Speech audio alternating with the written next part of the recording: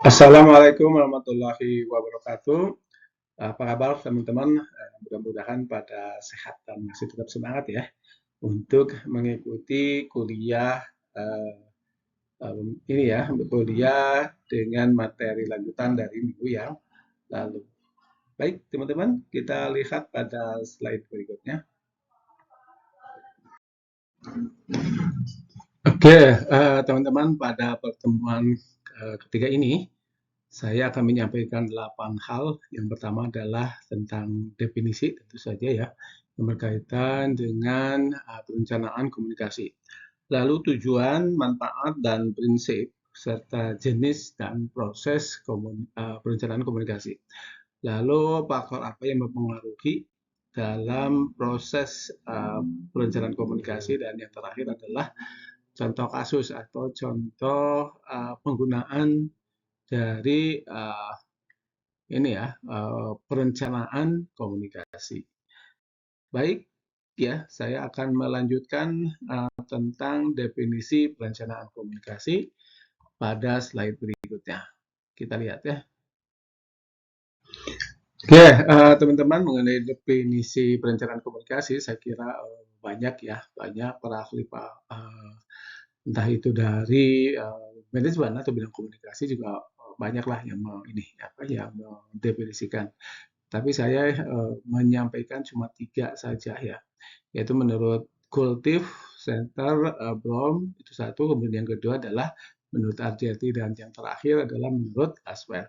Nah, menurut Kultif serta Center dan Bloom, perencanaan komunikasi itu adalah prinsipnya adalah sebuah proses strategi dalam mengembangkan, menyampaikan ya di sini ya, mengembangkan lalu menyampaikan dan mengevaluasi apa pesan untuk mencapai tujuan tertentu. Nah, ini goals-nya itu ada di tujuan tertentu menurut Kultif. Nah, lalu menurut Urgenti ya, oh iya, Urgenti tahun 2009 bahwa perencanaan komunikasi itu adalah sebagai upaya sistem dalam mengatur komunikasi untuk apa? Mendukung keberhasilan organisasi. Nah, lalu kalau menurut Laswell, ketika berbicara tentang perencanaan komunikasi, maka harus menjawab dulu kalimat ini. Siapa yang menyampaikannya? Lalu mengatakan apa? Lalu melalui saluran apa disampaikannya? Dan yang ketiga, kepada siapa? Dengan dampak apa? Nah, ini dari langsung ini mengisyaratkan bahwa perencanaan komunikasi itu harus tahu dulu siapa, mengatakan apa, melalui saluran apa, kepada siapa, dan dengan dampak apa. Itulah definisi perencanaan komunikasi. Selanjutnya saya akan menyampaikan tentang tujuan perencanaan komunikasi. Baik, kita lihat di slide berikutnya, teman-teman. Ya, tujuan perencanaan komunikasi yang pertama adalah meningkatkan efektivitas komunikasi dalam organisasi. Ini ya, meningkatkan efektivitas. Nah, lalu yang kedua, menyusun strategi komunikasi yang terarah. Sini. Lalu yang ketiga adalah menyampaikan pesan dengan jelas kepada audiens yang dituju nih. Kemudian yang berikutnya, yang keempat adalah meminimalkan kesalahan komunikasi, gitu ya. Nah, miskomunikasi dan miskonsepsi. Dan yang terakhir adalah mendukung pencapaian tujuan bisnis atau sosial. Nah, sekali lagi, teman-teman, bahwa tujuan komunikasi atau perencanaan komunikasi itu adalah pertama, meningkatkan efektivitas. Kedua, menyusun strategi komunikasi. Yang ketiga, menyampaikan pesan dengan jelas. Dan yang keempat adalah meminimalkan kesalahan ya. Meminimalkan kesalahan. Lalu yang terakhir adalah mendukung pencapaian tujuan. Apakah hanya itu aja Pak tujuan perencanaan komunikasi? Enggak ya, banyak. Silakan aja. Yang paling penting adalah komunikasi itu dirancang atau direncanakan ya untuk tujuan baik tentu saja ya. Baik, teman-teman, saya akan melihat pada slide tentang manfaat dari perencanaan komunikasi. Bagi siapa manfaatnya? Ya, pertama adalah bagi yang membuat perencanaan itu, ya, lembaga yang membuat perencanaan itu. Baik, saya lihat ke slide berikutnya. Ya, manfaat perencanaan komunikasi banyak ya. Manfaat itu banyak sekali manfaat dari perencanaan komunikasi. Ya, paling tidak saya menyampaikan di sini hanya 10 saja. Oh, banyak, banyaknya 10 juga. 10 manfaat. Pertama adalah mengoptimalkan sumber daya. Lalu yang berikutnya adalah memastikan, yang kedua, memastikan. Yang ketiga, meningkatkan kredibilitas. Ya, kredibilitas siapa? Ya, tentu saja kredibilitas yang membuat perencanaan. Ada lembaganya tersebut di situ ya. Yang berikutnya adalah membangun cita positif di hadapan audien terhadap ya si pembuat perencana tadi. Yang berikutnya kelima adalah menghindari krisis komunikasi. Ya, ya kalau sudah krisis komunikasi bisa kemana-mana gitu ya. Oke, yang berikutnya adalah mengantisipasi potensi kesalahpahaman. Ya, ke khawatir misunderstanding ya, maka perlu perencanaan di sini. Lalu meningkatkan keterlibatan audiens. Ya, dalam proses perencanaan kan tidak hanya satu orang atau dua orang, tapi semua pihak yang terkait, nah itu dilibatkan dalam perencanaan komunikasi tadi. Lalu yang berikutnya adalah menunjang keputusan strategis. Ya, salah satu fungsinya kan apa namanya komunikasi itu juga adalah memberikan alat bantu juga ya, alat bantu untuk menunjang keputusan strategi. Kemudian terakhir adalah dasar pengambil keputusan. Gitu ya. Sekali lagi teman-teman, manfaat perencanaan komunikasi ada 10. Apakah ada lebih dari sini? Bisa saja terjadi. Lebih dari 10, 20, 30 ya silakan ya. Oke, teman-teman, itulah tentang manfaat perencanaan komunikasi. Nah, lalu saya akan menyampaikan tentang prinsip perencanaan itu prinsipnya apa sih sebetulnya, gitu kan? Makanya serta merta kita lihat di slide berikutnya. Prinsip perencanaan komunikasi. Nah, yang saya sampaikan di sini bagi kita ada 5. Yang pertama adalah prinsipnya memiliki kejelasan. Ya, sudah pasti ya. Kejelasan. Nah, ya jelas pesannya gitu ya, jelas tujuannya juga bisa ya. Lalu yang berikutnya adalah konsistensi, konsisten. Iya, konsisten ya. Konsisten bermasing sampaikan juga harus dari awal sampai terakhir selaras gitu ya. Ya begitu gitu, tidak berubah-ubah. Kemudian yang berikutnya yang ketiga adalah relevansi, adanya kesesuaian ya. Pesannya sesuai dengan kebutuhan audiens salah satunya di situ. Kemudian yang keempat adalah kredibilitas. Ya, karena kan yang membuat perencanaan itu kan dia mempunyai tujuan tertentu, maka ya komunikatornya harus dapat dipercaya. Gitu ya. Lalu umpan balik atau feedback ya. Jadi prinsipnya yang kelima itu adalah umpan balik di sini adalah salah satu langkah untuk evaluasi komunikasi untuk memastikan efektif atau tidak tuh komunikasi yang sudah kita rancang itu. Nah, gitu ya. Jadi sekali lagi, prinsip perencanaan komunikasi minimal ada 5 yang saya sampaikan, kejelasan, konsistensi, relevansi, kredibilitas, dan umpan balik. Nah, walau bagaimanapun juga teman-teman, perencanaan komunikasi itu ada banyak ragamnya. Saya ingin menyampaikan nanti 3 hal ya, 3 hal tentang jenis perencanaan komunikasi. Baik, kita lihat di slide berikutnya. Ya, teman-teman, seperti yang saya sampaikan sebelumnya bahwa jenis perencanaan komunikasi itu ada 3 yang ingin saya sampaikan. Apakah lebih dari 3 ada? Ya ada, silakan saja kan itu ya, mau berapapun juga monggo silakan. Nah, yang saya sampaikan 3 saja. Yang pertama adalah jenis perencanaan komunikasi berdasarkan tujuan. Nah, ini nih tujuan. Nah, kalau berdasarkan tujuan itu dibagi ke dalam 2 kategori ya, komunikasi internal dan komunikasi eksternal. Nah, kalau berdasarkan media yang digunakan dalam perencanaan komunikasi, nah, itu bisa lisan dan bisa tertulis. Nah, ini lisan dan bisa tertulis. Nah, kalau berdasarkan strategi, ada 3.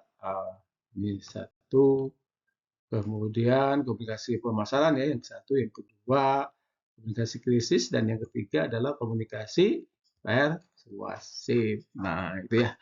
Nah, teman-teman seperti yang saya sampaikan tadi, ada 3 minimal dari jenis perencanaan komunikasi. Dilihat dari tujuan, dilihat dari media, dan dilihat dari strategi yang digunakan oleh si 4 perencanaan tadi. Baik, nah lalu bagaimana nih prosesnya teman-teman, proses perencanaan komunikasi itu? Nah, coba kita lihat di slide berikutnya. Mengenai proses perencanaan komunikasi, ya setidaknya ada 7 ya yang saya sampaikan. Yang pertama ada analisis situasi. Sini ya, ada analisis situasi. Nah, di analisis situasi ini, apa yang dikerjakan itu mengidentifikasi, ini ya, mengidentifikasi ya tantangan dan peluang. Nah, itu akan masuk ke dalam analisis situasi. Lalu yang kedua adalah menentukan tujuan. Ingin apa sih sebetulnya kita perencanaan ini gitu ya, prosesnya seperti apa. Nah, tentukan tujuan prosesnya itu ya, menentukan tujuan. Ingin menentukan apa yang dicapai. Lalu berikutnya adalah identifikasi audien. Iya, kita rancang ini audiennya untuk siapa? Jangan sampai yang lain ada tapi audiennya kita tidak tentukan. Wah, berabe di situ ya. Lalu yang keempat adalah pengembangan pesan. Nah, biasanya di sini pesan yang ingin kita sampaikan itu apa nih intinya gitu yang ingin kita sampaikan. Nah, itu juga di situ kita sudah harus memilah mana yang perlu disampaikan dan yang mana tidak sesuai dengan tujuan dari perencanaan komunikasi ini. Lalu yang kelima ya, ada pemilihan media. Ya, pemilihan itu juga salah satu proses yang paling penting karena walau bagaimanapun juga pesan itu yang disampaikan, nah tidak semua media bisa dimanfaatkan. Nah, oleh karena itu pemilihan media itu sangat penting dalam perjalanan komunikasi. Ada alternatif misalnya media ini tidak cocok atau media ini terlalu over misalnya. Nah, itu kita juga sudah bisa ada alternatif media yang kemungkinan besar bisa memberikan manfaat yang paling besar terhadap organisasi yang pembuatan tadi. Oke, sekarang nomor 6 implementasi. Iya kan harus ada pelaksanaan di situ. Pelaksanaan strategi komunikasinya itu adalah sudah sesuai misalnya atau masih ada yang perlu diperbaiki. Itu juga ada implementasi ya, perlu implementasi. Ya apa? Implementasi. Dan yang terakhir adalah evaluasi dan perbaikan. Iya ya, karena setiap langkah yang kita kerjakan itu kan belum tentu kita sempurna. Sempurna itu miliknya hanya yang di atas, bukan kita. Ya, itulah teman-teman proses perencanaan komunikasi. Nah, akhir mungkin ya, terakhir adalah faktor yang mempengaruhi proses perencanaan komunikasi. Baik, kita lihat pada slide berikutnya. Ya, teman-teman, faktor yang mempengaruhi proses perencanaan komunikasi itu ternyata bukan slide terakhir ya, teman-teman. Nanti ada satu lagi yang berkaitan dengan contoh kasus terkait dengan komunikasi ini ya. Nanti di implementasinya seperti apa. Nah, sebelum ke situ saya akan menyampaikan tentang faktor yang mempengaruhi terhadap proses perencanaan komunikasi. Nah, di sini sudah terlihat ada faktor internal. Nah, ini ada faktor internal. Nah, ini faktor internalnya. Nah, faktor internal. Nah, ini faktor internal apa aja? Nah, di antaranya ada budaya organisasi, struktur komunikasi, gitu ya, dan sumber daya serta teknologi yang dimiliki organisasi itu atau lembaga itu. Nah, lalu faktor apa faktor eksternalnya? Nah, ini faktor eksternal. Serta maaf. Ini dia faktor eksternalnya. Nah, faktor eksternal apa aja? Ada regulasi pemerintah, ada media dan tren komunikasi today atau nowadays saat ini, dan yang berikutnya adalah perilaku dan ekspektasi audiens. Nah, inilah yang nanti akan mempengaruhi pada perencanaan komunikasi. Oke, teman-teman, sekarang saya berikan contoh studi kasus di sebuah perusahaan, tapi saya tidak akan menyebutkan nama perusahaannya ya. Oke, nah coba kita lihat di slide berikutnya. Nah, ini contohnya, contoh kasus perencanaan komunikasi di perusahaan XYZ, gitu ya. Contoh kasusnya, nah dia ingin hasil yang dicapai oleh lembaga itu adalah persepsi publik. Nih, persepsi publik di sini ya, yang membaik dan citra perusahaan kembali positif. Nah, itu ya.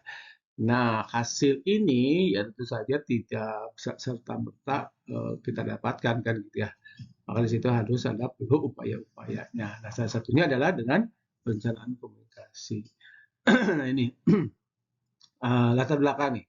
Perusahaan XYZ itu mengalami penurunan citra ini akibat isu lingkungan serta strategi yang akibat itu ya, isu lingkungan yang berkaitan dengan perusahaan XYZ ini. Nah, lalu karena citranya sudah terkontaminasi gitu sehingga tidak bagus lagi. Nah, maka strategi yang perlu dilakukan adalah pertama, ini diambil singkatnya aja ya, menyusun kampanye komunikasi gitu ya, komunikasi yang berkaitan dengan lingkungan.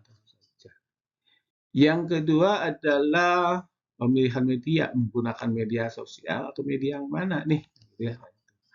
Media juga harus dilibatkan. Dan yang ketiga adalah melibatkan publik dalam program CSR ya. Setiap lembaga BUMN terutama itu mempunyai CSR-nya, program CSR-nya. Ya.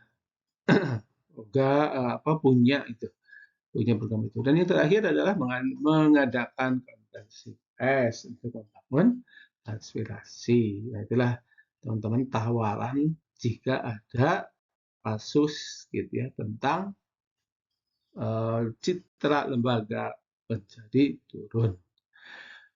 Oke, teman-teman. Ya, teman-teman, demikian tadi materi kuliah kita kali ini. Mudah-mudahan apa yang saya sampaikan tadi bisa memberikan ilmu pengetahuan bagi teman-teman dan akhirnya bisa bermanfaat ya bagi kita semua dalam aspek manajemen secara keseluruhan maupun secara manajemen bidang komunikasi. Baik, saya tutup kuliah kali ini dengan bacaan Alhamdulillah. Sampai ketemu lagi minggu depan. Wassalamualaikum warahmatullahi wabarakatuh.